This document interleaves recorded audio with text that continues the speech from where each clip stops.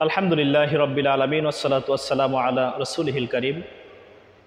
আজকে আপনাদের সম্মুখে আলোচনা করব লোভে পাপ, পাপে মৃত্যু এর একটি উদাহরণ, সুন্দর একটি দৃষ্টান্ত আপনাদের মাঝে তুলে ধরব ইনশাআল্লাহ। আশা করি মনোযোগ দিয়ে ভিডিওটা দেখবেন এবং আহলুস সুন্নাহ ওয়াল জামাতের মতাদর্শ, বিভিন্ন কাহিনী, কোরআনুল কারীমের তাফসীর, ব্যাখ্যা, হাদিস শরীফ প্রচার প্রসারে আমার চ্যানেলটি সাবস্ক্রাইব করে নেবেন।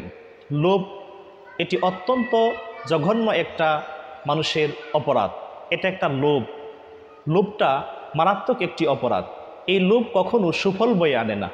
লোভের ফলাফল সব সময়ই পরিতাপ এবং আফসোসের কারণ হয়। যেমন একটি ঘটনা কাহিনী, 3 বন্ধু রাস্তা দিয়ে হাঁটছিলেন, মরুভূমি দিয়ে হাঁটতে হাঁটতে এক পর্যায়ে 3 বন্ধু মিলে স্বর্ণের 3টি ইট খুঁজে পায়। 3 বন্ধু 3টি ইট 3 জনে নিয়ে নিল।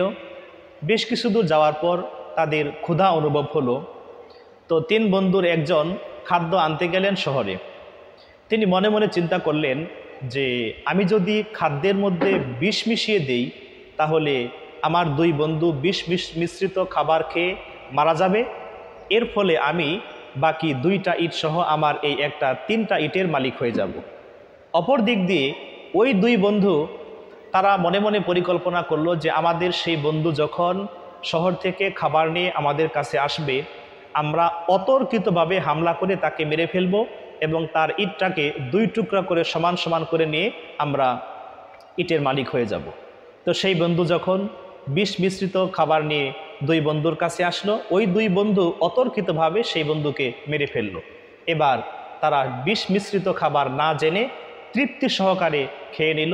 খাওয়ার পর বিষক্রিয়ায় দুজনেই মারা গেল। তাহলে লোভের পরিণাম হচ্ছে এইটা। 2 বন্ধু যদি আপোষ করে নিয়ে সুন্দরভাবে খানা খেয়ে তেনারা পথ চলতে থাকতো, 3টা স্বর্ণের ইটের মালিকই তারা হতে পারত। এই জন্য আল্লাহর ওলি যেনারা হন তেনারা দুনিয়াকে আঁকড়ে ধরেন, কিন্তু লোভনীয়ভাবে নয়। দুনিয়াতে যতটুকুন ভাবে চলা প্রয়োজন, চলা দরকার, তেনারা দুনিয়া থেকে ততটুকুন গ্রহণ করে মূলত তারা দুনিয়াতে আল্লাহ রাব্বুল আলামিনের ইবাদত, দাসত্ব, গোলামি করে আল্লাহ রাব্বুল আলামিনের পরিচয় পান, আল্লাহ তাআলার মারিফত পান, রাসূলুল্লাহ সাল্লাল্লাহু আলাইহি সাল্লামের জিয়ারত লাভ করেন।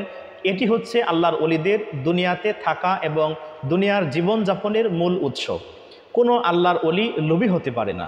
লোভী ব্যক্তি দুনিয়াতেও সফল হতে পারে না, আখিরাতেও সফল হতে পারে না। আল হিরসু মিফতাহুজ্জুল, লোভ হচ্ছে অপমানের চাবিকাঠি।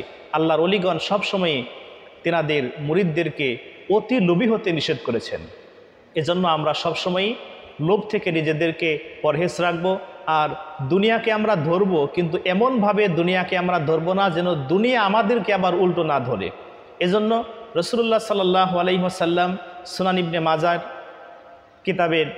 কিতাবুজ জুহুদ অধ্যায়ে রাসূলুল্লাহ বলেছেন, ইজহাদ ফিদ দুনিয়া ইউহিব্বুকাল্লাহ, তুমি দুনিয়ার মধ্যে জুহুদ এর পদ্ধতি অবলম্বন করো, তাহলেই তুমি আল্লাহ রাব্বুল আলামিনের ভালোবাসা পেয়ে যাবে।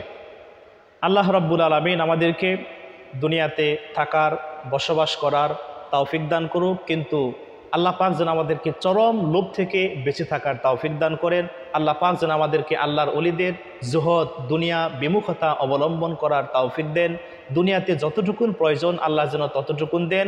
এত সম্পদ আল্লাহ যেন না দেন যাতে করে আমরা আল্লাহকে ভুলে না যাই। দুনিয়াকে আমরা যেন ততটুকুনভাবেই গ্রহণ করি যতটুকুন গ্রহণ করলে আল্লাহ এবং তার রাসূলের সন্তুষ্টি অর্জন করা যায়। আল্লাহ পাক আমাদেরকে তৌফিক দান করুক। আল্লাহুম্মা আমিন। আসসালামু আলাইকুম ওয়া রাহমাতুল্লাহি ওয়া বারাকাতুহু।